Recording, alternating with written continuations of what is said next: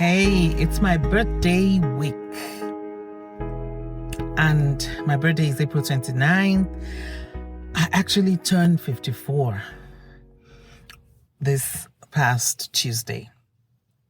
Isn't that amazing? I can't believe it. There was a time in my life I really wanted to get older. Now I'm older.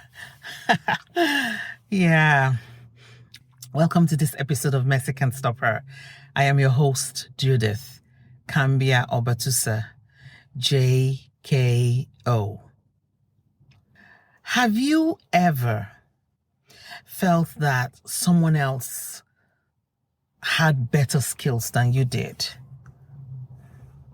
Have you ever thought that you were not as valuable as another person?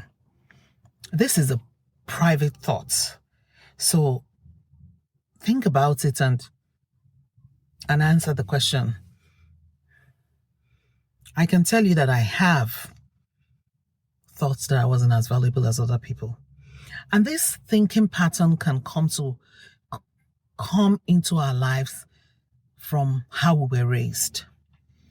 If you were hearing how you were a disappointment, how you were a disgrace, things like that, that could make you think that you were not as good as those who were not a disgrace or a disappointment. And if you happen to be in a relationship, you found yourself in a toxic relationship and the person uses words like useless, treats you with disrespect and all of that, that could make you think you're not as valuable as other people. You could even feel that you deserve the mistreatment people met out to you because you really are not as smart, wise, or whatever word that you use to describe value in another person's life. But I want to tell you something that I was reminded of on my birthday. So this birthday was really somber for me. I kept thinking about many things. I do have a video out I did on my birthday, and that video I was talking about one of the things that made me, I think that might have been one of the major reason that this birthday was a very contemplative birthday for me, because I was thinking about the journey of immigrants and how your quest for a better life could become a nightmare. But as a Christian, we always know that we know the Bible tells us that all things work together for our good. So even when it looks like a nightmare, the Lord is still working. And we have to have faith. And we have to believe. Because if we don't believe, what else do we have? What else do we have if we do not trust the Lord that He's going to make things better? But that's not where I'm going with this conversation. So in the evening of my birthday on Tuesday, I decided to go on a hike to a place I have longed to go on a hike, because being in nature makes me happy, really happy. And this hike was in a place called Sasimat Lake. It's in Belcara Regional Park. Belcara Regional Park is in Port Moody. Port Moody is in the Tri-Cities area of the lower mainland of British Columbia in Canada. And I finished work. I did one or two things, and then I got to that place after 6 p.m. Now we're getting close to summer and the days are getting longer. So the sun was still up in the sky. And I went there and I was looking at the beauty of this place I call home now. And I was just thinking about how beautiful British Columbia is. There are many lakes, many parks, many places to enjoy nature.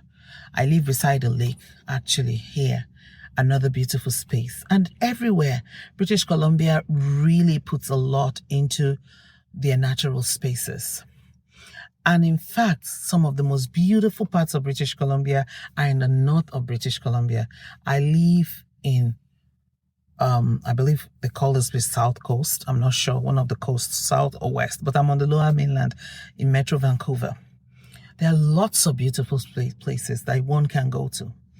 But I was just thinking about Africa, where I am. That's my ethnic background.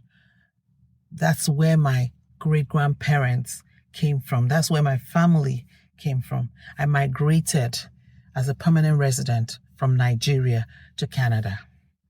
And I was just thinking about the fact that in Nigeria, we do not cherish our natural spaces like they do here. And many times when you look at the white man's land, what we call Oyibo land in Nigeria, when we look at the pictures, if you look at pictures of Canada, Iceland, you're looking at the natural spaces. They look beautiful. They look like it's paradise. And yes, their terrain is totally different from ours.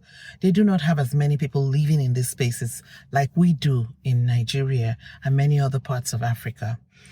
But one thing is that these natural spaces that we can see is their resource, is what God has given to them. He has blessed them with it, and they value it, and they take care of it, and they promote it, and they elevate it. And in Africa, we have land, mostly for agriculture, mostly for raising animals like cows and all of that. We also have a lot of natural resources that are under the ground. You cannot see the resources in Africa, many of those valuable resources in Africa. But let's think about this. Something that was created from a piece of wood. If you created a ring from a piece of wood and you created another ring from a diamond, which one would be more valuable? A piece of wood grows above the ground. Wood grows above the ground. But then you can carve it and make it beautiful, polish it, make it shine, and you can get a piece of jewelry from it. A diamond is a piece of coal that undergoes pressure. And because of that pressure, the pressure makes it turn into a diamond. But a diamond doesn't shine and glitter the way it does when you see it on jewelry. It's also like the piece of wood. It goes through polishing, cleaning and polishing and shining, and then you see the beauty come out. One of those things. These two rings are formed, one from wood, one from diamond. You answer the question, which one is more valuable? The one from the diamond. The one that is from a resource that cannot be seen. So in spite of the fact that the white man's land, like where I live in Canada, and other parts of the world that are in the Western world, they have these beautiful spaces, natural spaces, and we're looking at them, and everybody wants to move from Africa, and come to these beautiful spaces.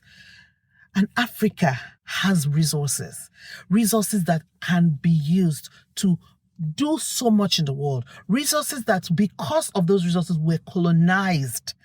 White people came to our lands and made us less than, and they took those resources and took it back to their countries to elevate their own countries. But yet, we still do not value our own land. We don't value our resources. That's the same way some of us do not value ourselves, because we're looking at the beauty that is external in another person.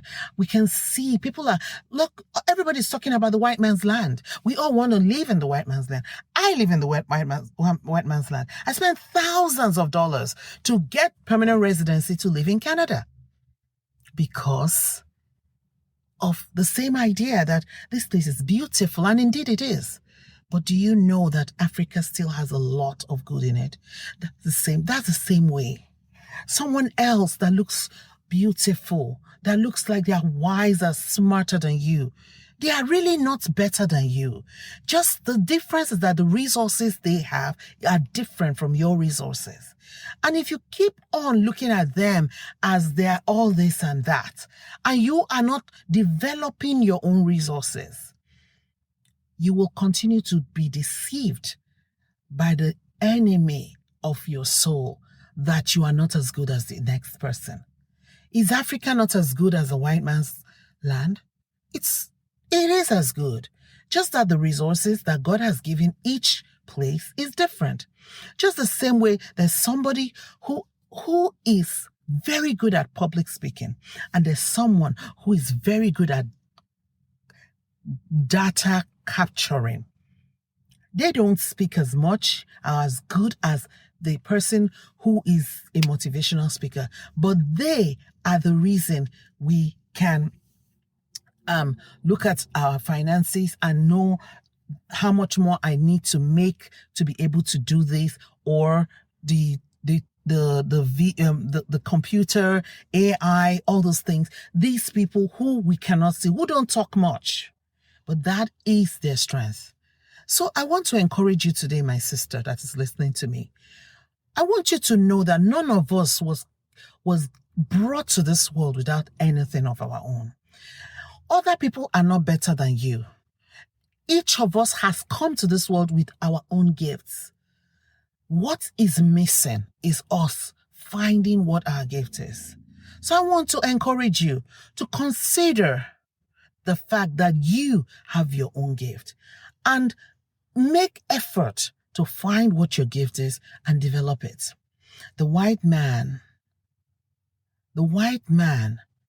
has identified their gifts, their resources that God gave them, and they have developed their resources, and they've turned their resources into valuable resources. And people come from all over the world to live here because people value this place and made it this way. So I want you to be reminded that you have value. And the next person that you're admiring, great, they do have something unique about them, but so do you. So do you. And I want to encourage you to find out, to take time, take a moment with yourself to think about the values, what you have. And if you do not know what you have, if you cannot find what you have, one thing I can assure you is that God is still in the business of helping people discover who they are in Him. And I can testify of this, and many other people can testify too. They say that when the student is ready, the teacher will come. Once you are ready, once you begin to ask God, show me what you gave me to use on this earth. Show me the value you placed in me. Once you begin to ask that question, He will show you. That's what happened to me in 2021. In 2020, I began to ask the Lord, there is more to me than this. I had this thing in my heart. There is more to me than this. And God brought resources through this social media that people say, social media is not good, social media is not good. Depends on what you're using it for. God brought me resources. Not only did He bring me resources, I took advantage of those resources. And when I took advantage of it, He helped me to see myself. He helped me to see myself. He also helped me to meet a community of people like me, people who have different value, different skills, and we began to encourage each other and build each other up. And today, I'm not the woman I used to be. So I'm encouraging you on this episode of Mexican Stopper. I'm asking you to take a moment, take your eye off that next person that you think is more valuable than you, and realize that you are so wonderful. The Bible says you are fearfully and wonderfully made. Just like Africa, until Africa begins to appreciate its own value and develop what God has given them and elevates them, their land, they will continue to be looked down on. It's the same way with us. Until we begin to elevate ourselves, until we begin to appreciate who we are, who God has made us, how we are, people will continue to devalue us. Do you know I look around, many people here, they are very slim. People from different cultures, but almost all Africans have rounded bodies. And I realized there's just something about us in our genes that makes us different. Yes, not that there are no slim Africans, but they work, oh my goodness, they work really hard to get that slimness, many of us. But many of the Asians and the white people, they don't need to work as hard as we do. So, they are different. That doesn't mean that we should not take care of ourselves. As though you're looking at me and I'm obese right now, I'm now taking care of myself. I've been working on it for quite a while now. But I don't expect that I will become as slim as my friend who is Asian or who is a white person, because they have a different build. It is the same with everything. Everything. We are different. We are different. I'm going to speak a little bit about this in another episode of Mercy Can't Stop. But for this episode of Mercy Can't Stop, I want to encourage you to know that you are valuable just the way you are. You have good in you. You have skills and strengths that God has given you for your life.